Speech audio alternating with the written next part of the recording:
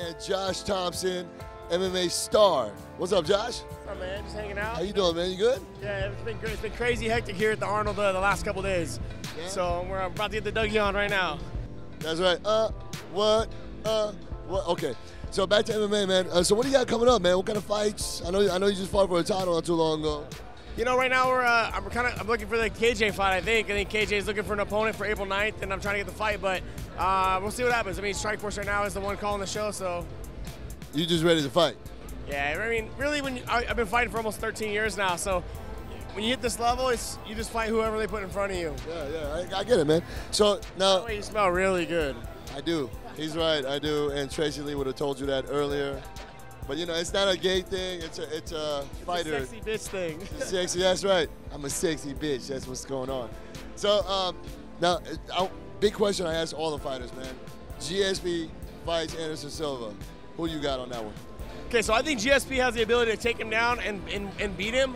The thing is, though, is I want to see how much of the weight factor is going to play into this fight, because obviously Anderson, he's fought at 205. He's a big 85-pounder as far as length and long and lengthy. You know, the other thing as well, there's still people that doubt GSP's basically his chin and his heart. So I think if the pressure gets put on him in a 5-round fight with Anderson, Anderson obviously just showed that he can take a beating for 5 rounds by Chael and still pull out the victory.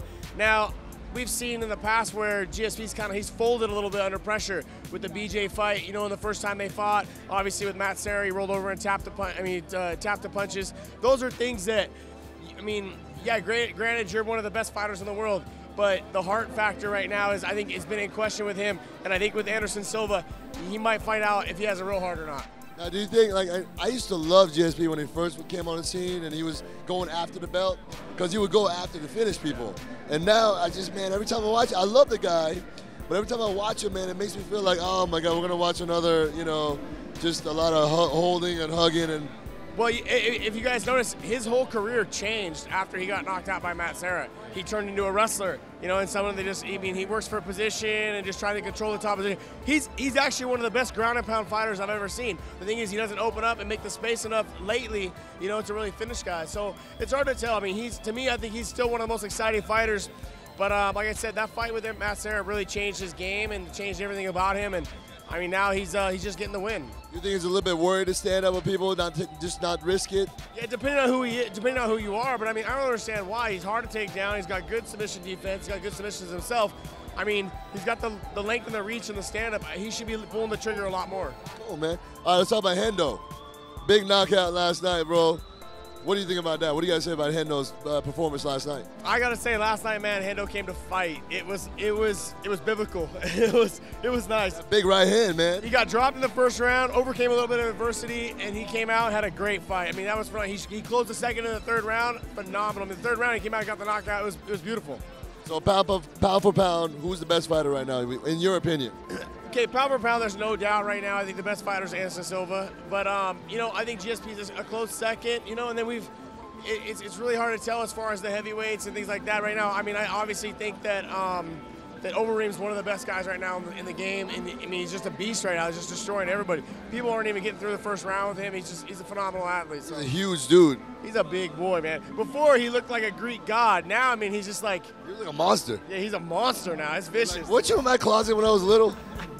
He's like one of those little superheroes you used to have when you were younger. The little He-Man toys. Yeah, exactly. But I smell good. That's all that matters. Hey, what about Fedor, man? What happened to Fedor? All that hype. Do you think Dana White actually, all the times he said Fedor's overrated, it happened? What do you think about that? It's hard to stay on top of your game when you're only fighting once a year.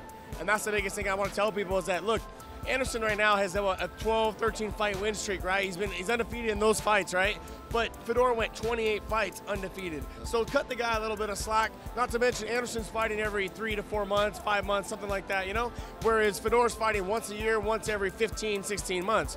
So you got to cut the guy a little bit of slack. Yeah, I think if he's more active, because in Pride he was a lot more active. Yeah. He fought a lot more regular, so that's when he was like on that streak where he was fighting a lot, you know, more often and getting those big wins. People forget too, he's a really small heavyweight. I mean, he walks around like 230 at the most, and I mean, he's only like 6 foot, 6'1". I mean, he really should be fighting at 205 to be honest. But I mean, you notice that he's got the extra weight. He's got the little punch. Little punch going on. I wouldn't tell him that though. I mean, you look good. There's that 6-pack.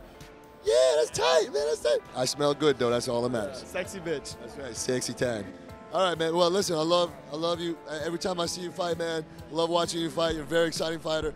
You're the type of fighter I like to watch. And I know a lot of the fans tell me the same thing, because you go out there, you put it out there, and you try to put a show on every time, no matter who you're fighting. People have to remember that, you know, in 10 years from now, they're not going to give a shit whether I won or lost. All they're going to care about is that I had some of the best fights in the world, you know? And that's the one thing I want people to remember. When I leave this sport, is that I was one of the most entertaining people they ever watched. You know, Gilbert, our 2 fights, they go down as some of the best fights. Oh, man, those fights are great. If you guys have not seen that fight, Gilbert Melendez, Josh Thomson, check them out. Those fights are like probably 2 of the best in history. I can't do an autograph signing. I can't take a picture with somebody. When you fight Melendez next, you know, those are the fights that we hear about all the time. So it's like, I mean, you don't know what's gonna happen. It's like, and it's like to the bell. It's like all the way to the bell, because I smell good. It's 5, sexy bitch. It's 5 rounds. I mean, we both our fights were 5 rounds, and both of them was nonstop action from beginning to end. So those are the fights that people want to see.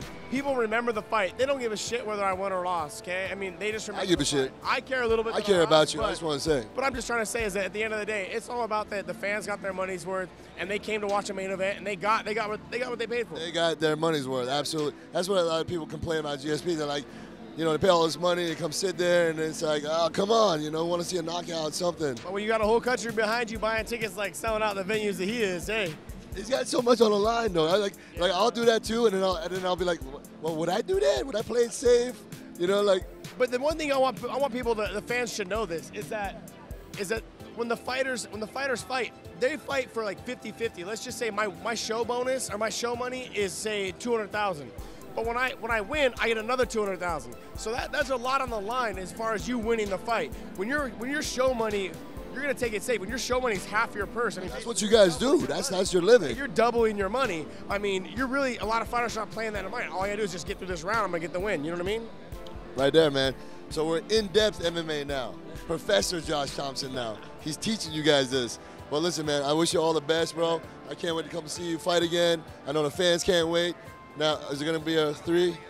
We're looking for 3. He's going to fight Caligari, and I'm probably going to fight another fighter, maybe Masvidal or KJ. And then after I get that win, then I'll probably fight the winner. KJ is going to be a good fight, man. KJ is going to be a great fight. See, to me, that's a fight, but that's a fight that I want to have put on because I think it'll be an exciting fight. The issue is that matchmakers, things like that, they kind of think I'm just going to go out there, take him down and sub him. And I'm like, I wish people would understand. He's that good of a fighter. He's hard to take down. He's hard to hold down. You know, he's a beast, man, for the weight class. I mean, he's fought Nick at 170. So, I mean, he's a tough kid. What do you think about Nick, man? I know he's very controversial, but he's been putting it on, man.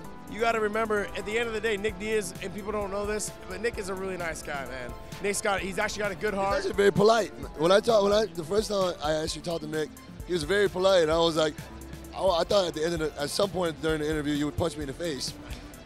You know, just because it's just there. You know, the face is there, but I'm sexy, so he didn't do it. I smell good, and he knows this. That's why he didn't do it. You know, Nick's one of the nicest guys I've ever met. You know, so when you get a moment to talk to him and stuff, he's a little shy. I think he actually is kind of shy. When you talk to him, he's kind of humble and kind of keeps to himself a little bit. But I got to tell you, he knows how to build a fight, and that's what's made him really marketable. He comes out, he fights every time, throws it all on the line, tries not to go to the decision, and that's something you got to appreciate about a fighter. That's good, man. So now, what do you have up-and-coming MMA fighters? I know that the sport's so huge right now. You got so many people that are just, you know, we had the grappling tournament and all that stuff going on. You just see all these little kids that are just loving the sport and trying to come up. The guys you got to watch out for, I think this year are going to have breakout years. We did it on Showtime last night. We were talking about it. Luke Rockhold's going to have a breakout year. I think Daniel Cormier, 2-time Olympian, he's going to have a breakout year. I mean, those 2 guys are going to have phenomenal years, I think. I mean, in Strikeforce and stuff, they're going to hit the next level, I think, this year. All right, man. Well, listen, I can't wait to see you fight. My man, Josh Thomson, he smells good, too. That's how we do it. Thank you. Much love, baby. Much love. Do your thing, baby. That's it. Punch in your face. Smell good. Sexy bitch.